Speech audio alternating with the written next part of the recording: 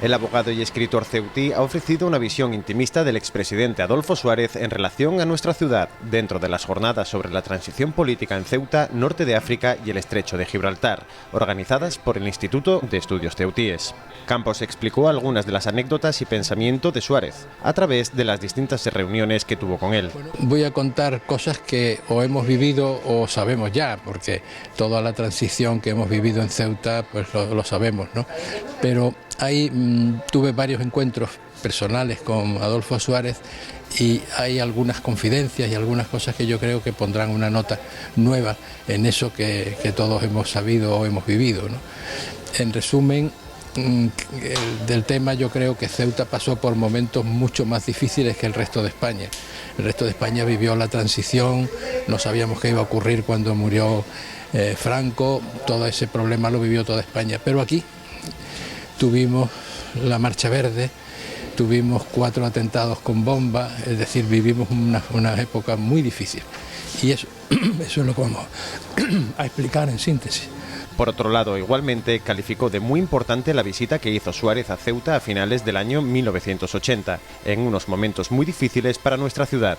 Fue muy importante, fueron después de unos atentados, cuando Hassan II tenía una postura reivindicativa sobre Ceuta.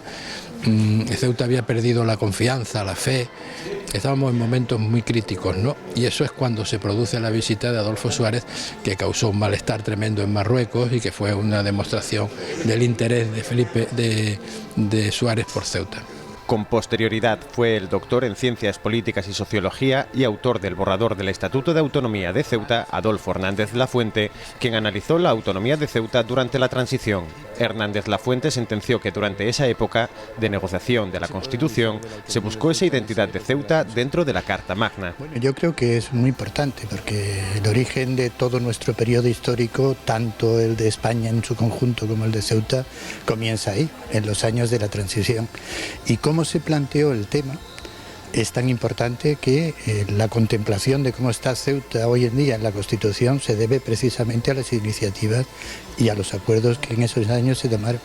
Igualmente certificó que aunque la disposición transitoria quinta de la Constitución no se ha desarrollado en su totalidad, en esos años de inicio de la democracia no era el autogobierno la preocupación en Ceuta. En ese periodo realmente lo que aquí en Ceuta se agita es el problema de su identidad, de la gran duda que existe y los temores por todo lo que había pasado durante la última etapa de la dictadura de Franco y bueno, no está explicitado el que se quiera un autogobierno especial, ni siquiera había un ayuntamiento democrático, ¿no?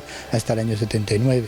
Entonces los estatutos se van haciendo a partir de ese momento y Ceuta y Melilla se quedan descolgados. Podían haberse incorporado en ese momento y habrían adelantado mucho, porque en el 92, cuando se llegaron a los acuerdos autonómicos, se habría podido revisar y ver exactamente la experiencia de su funcionamiento. Pero aquí el contexto que produjo el conflicto no era un contexto sobre, digamos, la capacidad de autogobierno, sino la identificación de que si no se era comunidad autónoma, pues parecíamos que estábamos no incorporados o no defendidos por la Constitución.